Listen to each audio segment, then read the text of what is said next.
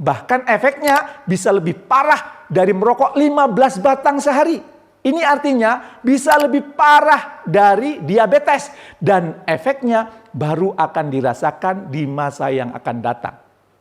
Data dari Journal of the American Heart Association menyebutkan bahwa kesepian ternyata bisa memicu penurunan daya ingat. Ya. Dan selain menurunkan daya ingat otak itu yang sering disebut demensia. Dikarenakan volume otak yang menyusut seiringnya waktu. Jadi, yuk kita mulai rangkul kembali kerabat, teman, guru, atau bahkan rekan yang sudah lama tidak berjumpa.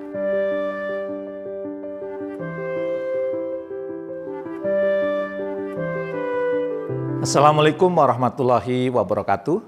Bertemu kembali dengan saya, Jamil Azzaini, di acara Leadership Inspiration. Semoga Anda semakin sukses, semakin mulia. Martin Seligman, seorang psikolog yang sangat populer dengan gagasan-gagasan psikologi positif, menyampaikan bahwa sekarang terjadi paradok di mana orang sangat mudah mengakses hiburan atau tontonan, namun justru yang terjadi banyak orang yang kesepian. Hidup bersama dengan yang lain, namun kesepian. Termasuk berlebaran dan bertemu banyak orang, namun mengalami kesepian. Apakah Anda termasuk di dalamnya? Nah, bagaimana lebaran Anda kemarin? Momentum tahunan ini tentu sangat erat kaitannya dengan silaturahmi. Tapi apakah silaturahmi ini hanya penting dilakukan saat lebaran saja? Lebaran memang momen terbaik, tapi keutamaannya justru jika bisa tetap dilakukan setelah lebaran. Maksudnya tetap bersilaturahmi walau lebaran sudah selesai. Apa hubungannya kesepian dan lebaran? Nah, mari kita bahas dalam video kita kali ini. Pada silaturahmi di momen lebaran, kita diberi kesempatan untuk berkumpul dengan sanak keluarga, saling memaafkan, dan merawat pertalian sosial, pertalian persaudaraan. Pertemuan lintas generasi ini nyatanya juga dianggap penting oleh para generasi muda. Jajak pendapat Kompas.com baru-baru ini merekam hampir seluruh responden lintas generasi, yaitu 98,5% menganggap silaturahmi itu penting dilakukan saat lebaran. Bahkan 53,1% responden generasi muda menganggap momen ini perlu diusahakan untuk bertemu secara fisik. Nah, menariknya, padahal generasi muda, terutama Z, sering disebut sebagai generasi yang kesepian. Apakah silaturahmi ini bisa dijadikan obatnya? Ya, kita bahas ya, karena ternyata silaturahmi ini bisa menjadi obat kesepian. Banyak mungkin yang masih salah kaprah tentang makna silaturahmi. Mari kita luruskan dulu maknanya. Silaturahmi sebetulnya memiliki makna yang berbeda secara syariat dengan KBBI, Kamus Besar Bahasa Indonesia, atau yang selama ini mungkin kita pahami. Secara syariat, silaturahmi itu punya makna hubungan terhadap keluarga atau kerabat serahim, saudara sekandung.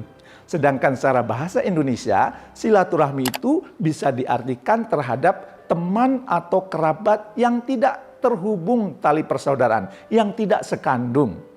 Di video yang kali ini, saya akan bahas silaturahmi dengan konteks yang lebih umum. Jadi, bisa diartikan ke keluarga dan juga ke pertemanan, ke persaudaraan, atau mungkin ke teman-teman lama Anda. Kenapa sih saya tertarik membahas isu ini? Ya, menurut studi terbaru di akhir tahun 2022 oleh Eden Project Communities di UK, sekitar 14% dari Gen Z itu ternyata belum pernah merasakan kesepian. Banyak berarti yang pernah merasa kesepian. Nah, menariknya, tren dari angka ini terus bertambah dari generasi ke generasi. Artinya, semakin kesini, semakin banyak orang yang merasa kesepian. Sehingga di UK sekarang mulai banyak bermunculan proyek-proyek yang memfasilitasi orang-orang untuk berkumpul supaya terhindar dari perasaan kesepian. Di Amerika, hasilnya pun tidak jauh berbeda. Menurut US loneliness index 79% generasi Z di sana merasa kesepian. Dan milenialnya juga tidak berbeda jauh, yaitu 71%. Cukup miris ya. Karena secara ilmiah cukup banyak dampak negatif dari kesepian ini. Bahkan efeknya bisa lebih parah dari merokok 15 batang sehari. Ini artinya bisa lebih parah dari diabetes. Dan efeknya baru akan dirasakan di masa yang akan datang. Data dari Journal of the American Heart Association menyebutkan bahwa kesepian ternyata bisa memicu penurunan daya ingat. Ya. Dan selain menurunkan daya ingat otak itu yang sering disebut demensia. Dikarenakan volume otak yang menyusut seiringnya waktu. Jadi, yuk kita mulai rangkul kembali kerabat, teman, guru, atau bahkan rekan yang sudah lama tidak berjumpa. Sambung kembali silaturahmi kepada mereka. Tidak perlu menunggu diundang, apalagi menunggu lebaran, menunggu mereka datang. Banyak sekali keutamaan di sana. Pada sebuah studi yang berlangsung selama 10 tahun di Australia, hasilnya para lansia yang punya lebih banyak teman, 22% lebih panjang umur dibandingkan yang temannya hanya sedikit. Studi lain juga menyebutkan banyak teman mengurangi resiko serangan jantung. Ya, kira-kira berapa teman Anda sekarang? Ayo diperbanyak. Tapi yang perlu di-highlight di sini, hubungan yang terjalin memang berkualitas, tidak hanya berteman. Mereka saling berjumpa dan berbagi cerita, peduli satu sama lain, juga beraktivitas bersama selayaknya tanaman. Ya, kualitas hubungan ini pun perlu kita rawat. Kita pupuk, kita siram secara berkala. Kalau saya bahkan sampai kadang ngajak ngobrol tanaman di taman di rumah saya. Nah, bagaimana kalau dengan manusia? Setidaknya ada dua hal yang perlu Anda pahami agar hubungan Anda dengan rekan-rekan atau kerabat Anda bisa berkualitas. Yang pertama, kita selalu meluangkan waktu untuk apa yang kita anggap berharga. Begitupun dengan bersilaturahmi. Bahkan tidak hanya kos yang berupa waktu, namun juga kos yang sifatnya material. Dengan kita mau menyempatkan untuk menemui yang bersangkutan, artinya kita memberikan tempat khusus di hati kita. Kita ingin membangun hubungan yang lebih dalam. Dan sangat wajar jika Anda tidak menerapkan ini kepada semua rekanan Anda. Tidak perlu merasa bersalah, karena jika semua Anda anggap spesial, artinya sebenarnya tidak ada yang spesial di antara mereka.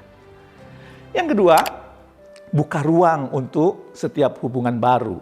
Anda tidak bisa memaksakan jika orang yang Anda harapkan sebagai kerabat dekat ternyata tidak merasakan hal yang sama dengan Anda.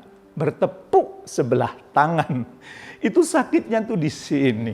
Oleh karena itu, hari ini dekat, bisa jadi besok putus, nyambung lagi, putus lagi. Nah, orang yang semula tidak dekat, ternyata semakin kesini Anda bisa menemukan kecocokan. Hubungan pertemanan pasti akan berubah seiring berjalannya waktu. Dan yang akan bertahan jika kedua belah pihak menganggap satu sama lainnya sama berharganya, tidak bertepuk sebelah tangan. Dan yang ketiga, secara spiritual, silaturahmi itu memanjangkan umur dan memurahkan rezeki. Memang faktanya, banyak pengambilan keputusan, pemberian proyek, order, atau kerjasama bisnis bukan karena hebat atau canggihnya proposal, akan tetapi karena hubungan kedekatan. Apabila kualitas proposalnya tidak berbeda jauh, ya, atau paling tidak nilainya bobotnya sama, sang pemberi order pasti akan memberikan order kepada mereka yang secara emosi dekat. Banyak orang mungkin merasa banyak teman atau kerabat, tapi dalam keseharian masih merasa kesepian sendiri. Karena teman dalam arti yang sesungguhnya bukan berdasar angka follower di sosial media kita, tapi mereka yang secara lahir dan batin memiliki koneksi sehingga mau menyempatkan bertemu sapa, ya, atau kemudian bertemu saling berbagi cerita. Yuk kita giatkan kembali saling bersilaturahmi. rangkul lagi kerabat, kawan yang sefrekuensi dengan Anda. Hubungi mereka, datangi jika masih memungkinkan. Jangan ragu sekalipun ia adalah anggota tim Anda di kantor. Karena dalam silaturahmi semua pihak bisa merasakan dampak positifnya. Pemimpin yang hebat itu kegiatan bisnisnya tetap jalan ketika sang pemimpin jalan-jalan. Dan jalan-jalan seorang pemimpin adalah bersilaturahmi, memperbanyak dan memperkuat relasi. Tetaplah menjadi pemimpin yang benar-benar memimpin dengan terus memperbanyak silaturahmi. Sukses mulia untuk kita semua.